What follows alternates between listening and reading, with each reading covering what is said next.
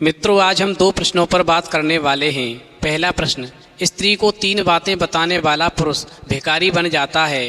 दूसरा प्रश्न, भाई का हिस्सा मारने वाले भाई को कौन सी सजा मिलती है।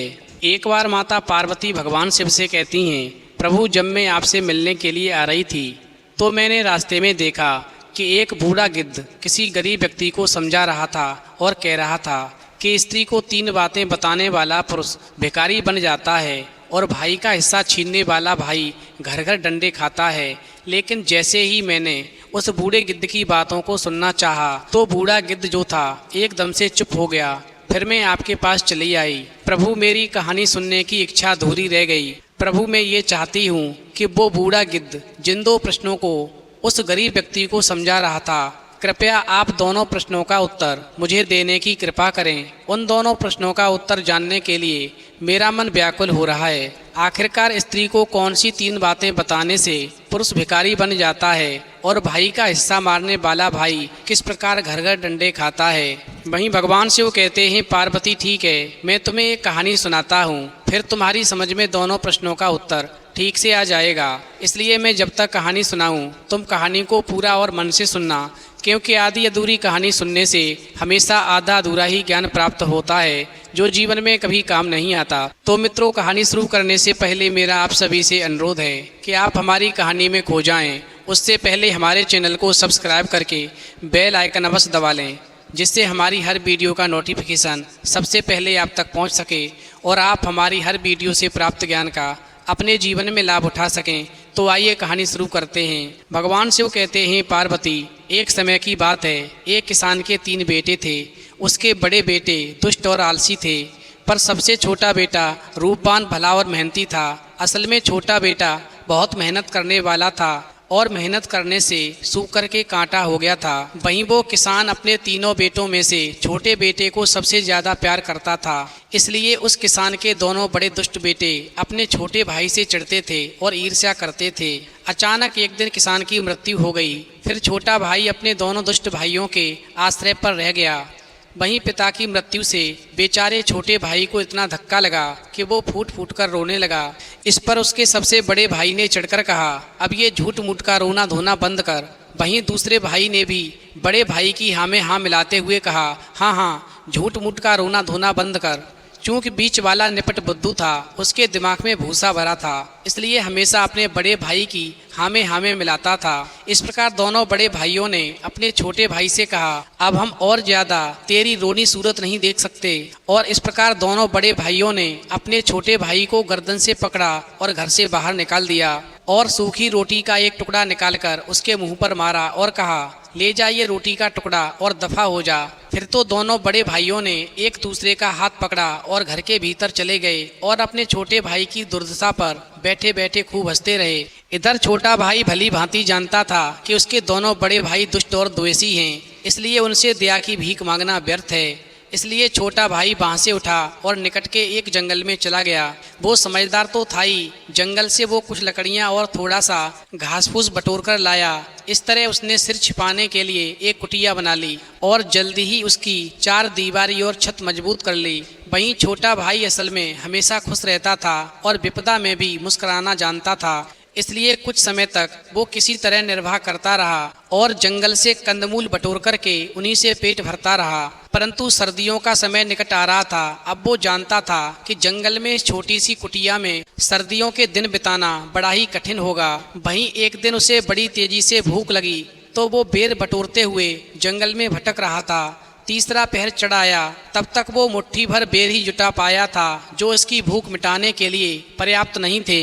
हाथ में बेर लिए वो बड़ा उदास उदास अपनी कुटिया की ओर चल पड़ा।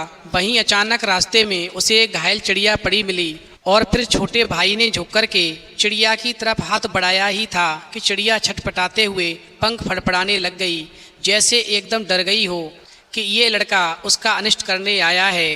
परंतु छोटे भाई ने दयापूर्वक धीरे धीरे उसके सिर पर हाथ फेरते हुए पुचकारने लगा। वहीं जब उसने ध्यान से देखा तो पाया कि चिड़िया का एक पैर टूटा हुआ था। इस प्रकार वो तुरंत ही घायल चिड़िया को उठाकर अपनी कुटिया में ले आया और वहां एक कोने पर उसने घास फूस से कोमल गुदगुदा सा बिस्तर बनाया और उस पर चिड़िया को रख दिया और अपने सारे बेर भी उसने चिड़िया को खिला दिए। उसके बाद में छोटे भाई ने घायल चिड़िया की इतनी सेवा की कि वो जल्दी ही ठीक होने लग गई। और फिर एक दिन सुबह होते ही वो चिड़िया सुबह वहाँ से उड़ गई। और फिर ऐसा देख कर के छोटा भाई उदास हो गया, क्योंकि सारे जंगल में केवल यही चिड़िया उसकी साथी थी और उसको भी चिड़िया से बड़ा स्नेह हो गया था। परंतु अगले दिन सुबह होते ही छोटे भाई को किसी पक्षी की चहचहाट सुनाई दी। स्वर जाना पहचाना सा था। वहीं छोटा भाई लपक कर बाहर आया तो क्या देखता है कि वही चिड़िया आकर बैठी है। वहीं चिड़िया की चोंच में एक नन्हा सा बीज था और फिर चिड़िया ने उस बीज को छोटे भाई के पैरों में गिराते हुए कहा, तुमने दया करके इतने दिनों तक मेरी सेवा की, मैं तुम्हें धन्यवाद देने आई हूँ। लो ये छोटा सा बीज, इसे कहीं बो दो, यानी अपनी कुटिया के बाहर बो दो, तुम्हारा भाग्य चमक जाएगा। वहीं बीज को लेकर के वो कुछ कहने ही वाला था कि उससे पहले ही चिड़िया उड़ गई। फिर उसने वो बीज उठाया और अपनी कुटिया के बाहर बो दिया। और जब अगले दिन उसकी नींद खुली तो वो क्या देखता है कि कुटिया में अंधेरा अंधेरा सा है। पहले तो उसे भ्रम हुआ कि शायद आज बहुत जल्दी नींद खुल गई। फिर बिस्तर छोड़कर वो खड़ा हो गया।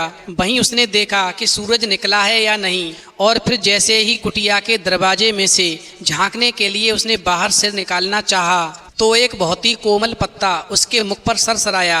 वहीं वो उस पत्ते को हटाकर बाहर निकला तो क्या देखता है कि चारों ओर अनगिनत हरे पत्ते फैले हुए हैं। फिर उसने दोनों हाथों से पत्तों को हटाया, पर पत्ते इतने घने थे कि उसके मुंह और सिर पर गुदगुदी करते प्रतीत होते थे।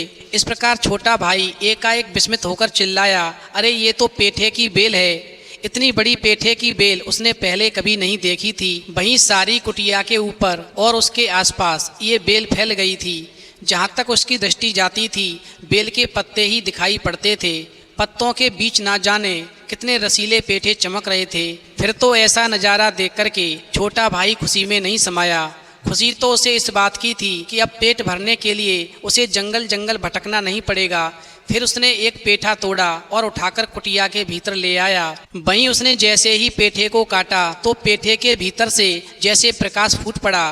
फिर जब उसने उस पेठे को काटकर उसके दो हिस्से किए तो उसमें से झंझन करती हुई सोने की मोहरें बिखर गईं। फिर तो छोटा भाई अचरज से आंखें फाड़े देखता रह गया और सोचने लगा कि पेठे में सोने की मोहरें और बाहर ढेरों पेठे बेल में लगे हैं, क्या इन सब में ऐसी ही मोहरें हैं। फिर तो छोटे भाई का मन जो था बल्लियों उछलने लगा। उसी समय एक सुंदर सी लड़की उसी जंगल में घूमते घामते जा रही थी।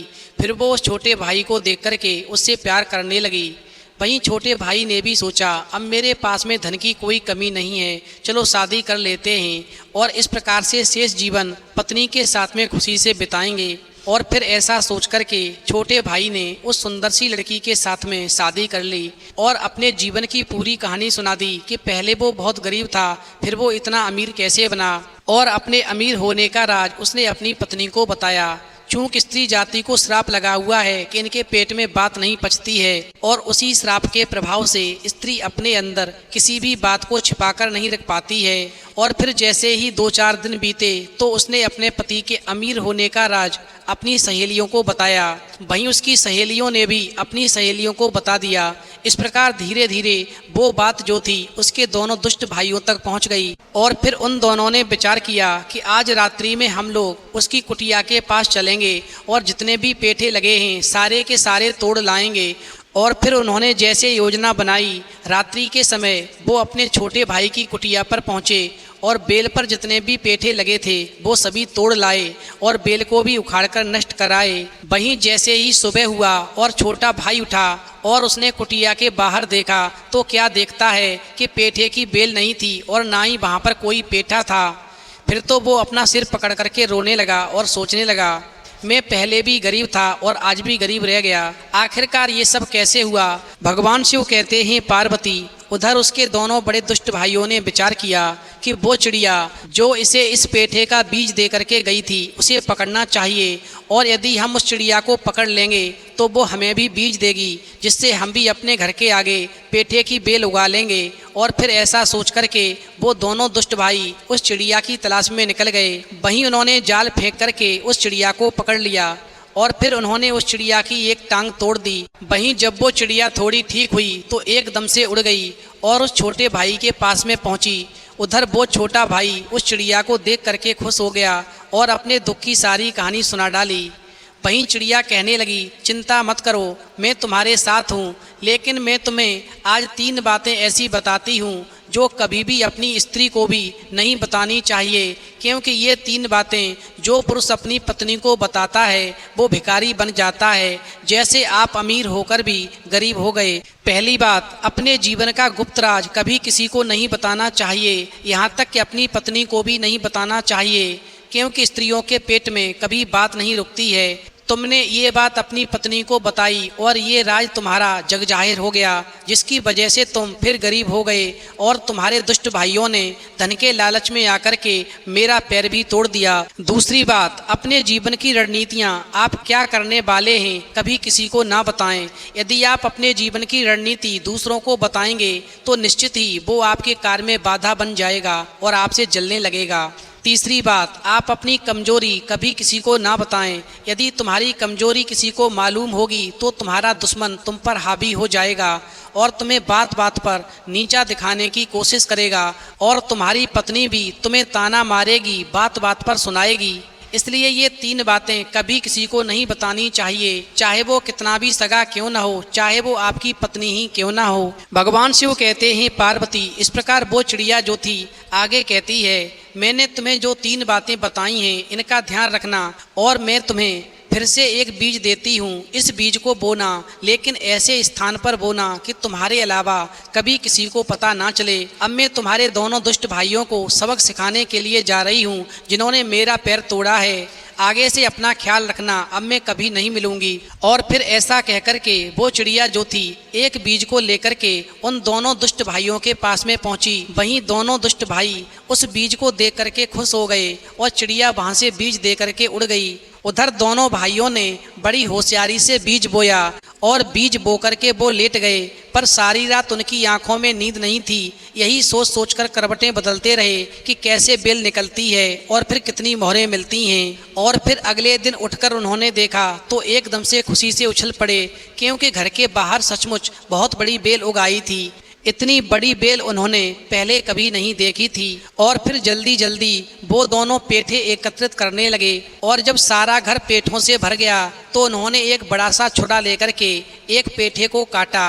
बस पेठे को कटने की देर थी कि उसके भीतर से सोने की चमचमाती मोहरों की जगह चिपचिपे सांप छिपकली और मेढक निकल पड़े। फिर तो ये भयानक दृश्य देख करके दोनों भाई थरथर कांपने लगे और फिर एकदम से जहरीले नाग उन दोनों के ऊपर झपट पड़े और उन दोनों को डस लिया, जिससे उन दोनों दुष्ट भाइयों की मौत हुई। उसके बाद में उन्हें कुत्ते का जन्म मिला, क्योंकि जो भाई के हिस्से की बेईमानी करता है ऐसे भाई को कुत्ते का जन्म मिलता है, जो घर घर में घूमता है और फिर उस पर डंडे पड़ते हैं। तो मित्रों, यदि आपको कहानी पसंद आई हो तो प्लीज़ आप हमारे चैनल को सब्सक्राइब करें और भगवान शिव और पार्वती के लिए एक लाइक करना बिल्कुल न भूलें।